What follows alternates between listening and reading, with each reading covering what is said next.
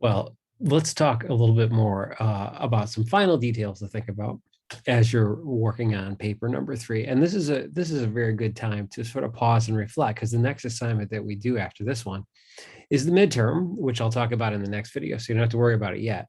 But we're 3 papers into this semester, so that means you've got a body of work that you can look back on and see what changes you've made, see how your writing has changed from the first paper that we did back start of August, beginning of September to now, and also what you can learn from these previous papers as you're building on your writing, because that's what makes for good writing. As I've said in other videos, students will ask me, well, how do I improve? And how do I sharpen my writing skills? And as I've said before, a lot of it's practice. That's why we do a paper every 2 weeks, but it's also identifying any challenges that you had in the previous papers. And that's why I've stressed so frequently that you should definitely be reading those comments that I give you as I send you the papers back. And so with that in mind, I have some suggestions, some final suggestions, just to remind you not only of some of the elements of this third paper, but also some of the things that you just want to make sure that you're aware of and that you're including as you're writing and reflecting on these ideas. And I've used my whiteboard again to give you some reminders of this. So I'm going to kind of go through these one by one. So here are some reminders for this paper. Now, you'll notice these are not reminders that are as specific as the ones on MLA format that I gave you with the last essay. This is more about structure, and there's more details here on some of the themes that you're going to be working on as you finish up this paper. So first thing to remember is, have you discussed your author? So have you actually quoted from and discussed the author that you've selected from in the first half of the paper? Now, remember, this essay has the exact same structure as we had in paper number 2. You want your introduction, where you introduce not only the author you're going to be talking about, but also whatever the topic or subject happens to be. And now, again, that depends on which of the 4 topics you've selected. So, what is the second half of the paper going to be about? But make sure with this one, especially if you struggled a little bit in paper number 2 with Sontag, that you're quoting from Glennie or from O'Connor. I'm forgetting my names now. O'Connor or Harrod. Again, you have 3 authors to choose from. So those first 2 body paragraphs after you come out of the introduction, remember, those should focus on the reading. And one of the ways to imagine that, I had some of you ask me some really great questions about the second paper. Try to imagine these analytical papers almost like a conversation. I think I've mentioned that briefly in one of the other videos. But with these kinds of essays, it's really like you're engaging in a conversation with the other person, with the other writer. So you're quoting from them, you're acknowledging the things that they said. You're thinking about them, and you're thinking about the ways that they intersect with the ideas that you have for your paper. And then in the second half, of course, you're explaining your own ideas from your own perspective. So make sure in the first half of this essay that you're following that structure, that you're discussing Glennie and her philosophy of music and quoting from her, or that you're talking about Harrod and this kind of obsession that she has with experience and gaining experience. And in her case, it's through food, through scent. She's obsessed by perfume, as I said in one of the other videos. Is what we'd call foodie, I guess, right? But she doesn't just love food and perfume just for the sake of loving those things. If you've read both of her essays, you know that she talks a lot about this greed, and that was a quiz question that you had, by the way, that greed that she has for experience and having these new adventures. And so for her, collecting perfumes and collecting these recipes and coming up with her own recipes is a way of experiencing the world, of finding a fulfilling way to be in the world and to learn more about herself and the world around her.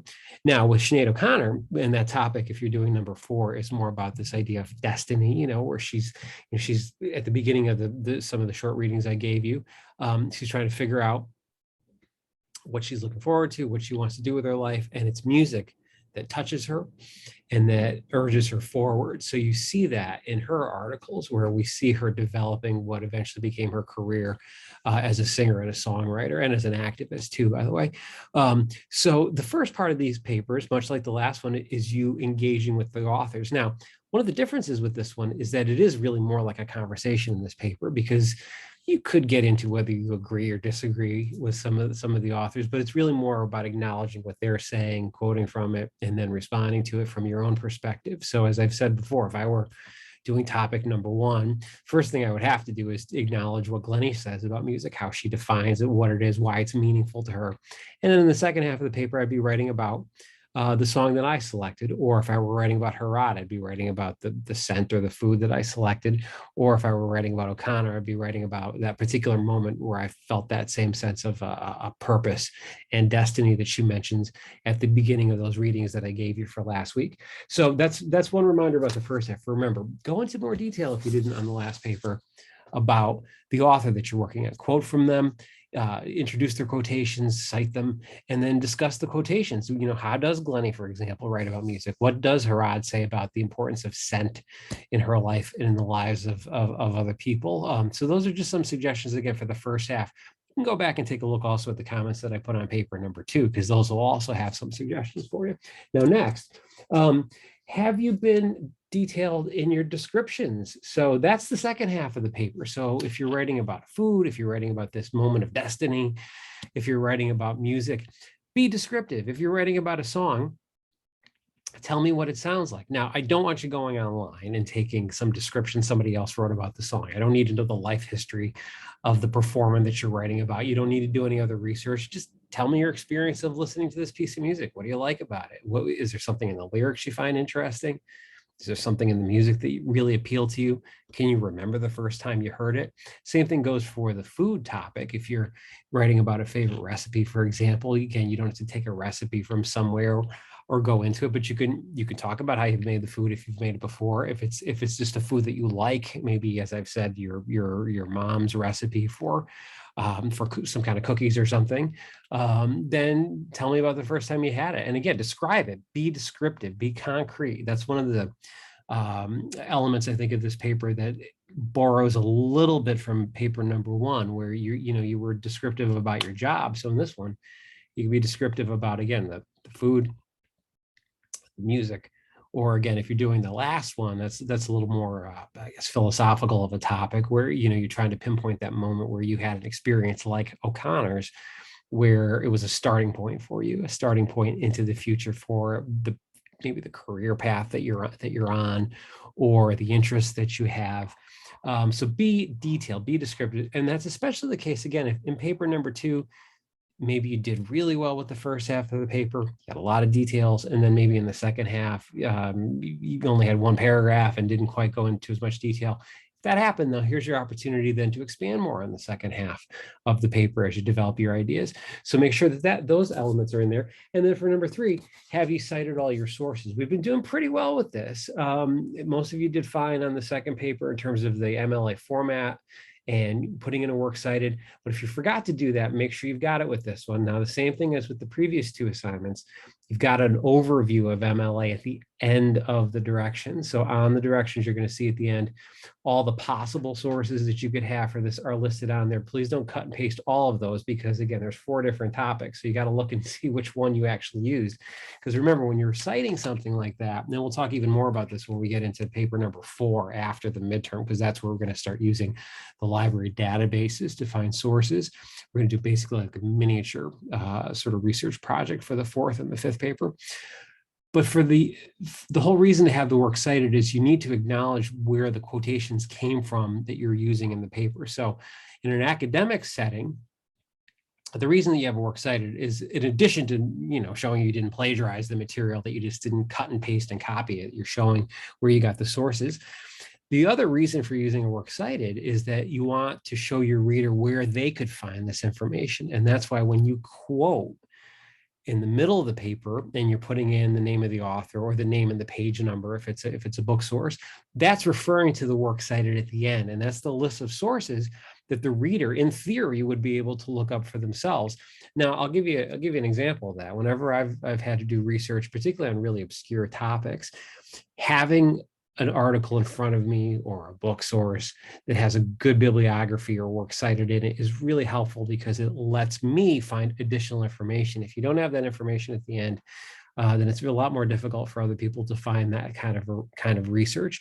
And that's what we're teaching you, so that when you're in other classes where they're asking for a works cited or bibliography, it's basically the same thing. They're just formatted differently.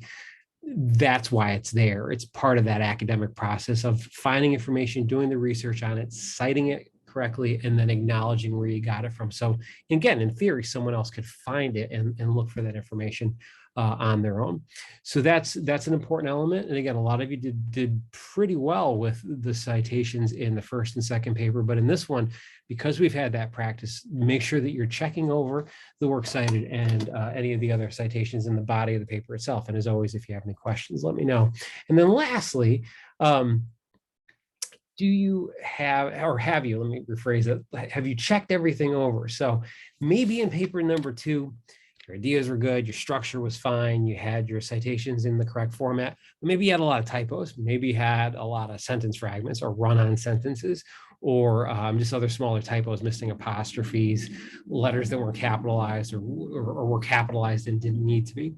Now, again, if that's the case, do one final careful check of the paper before you turn it in, especially if you found in the last couple that you had a lot of errors that you weren't catching. Check for that. What I'll normally do before I send in an article for an editor is I try to leave it for at least a day, half a day, so that I have a little more objectivity.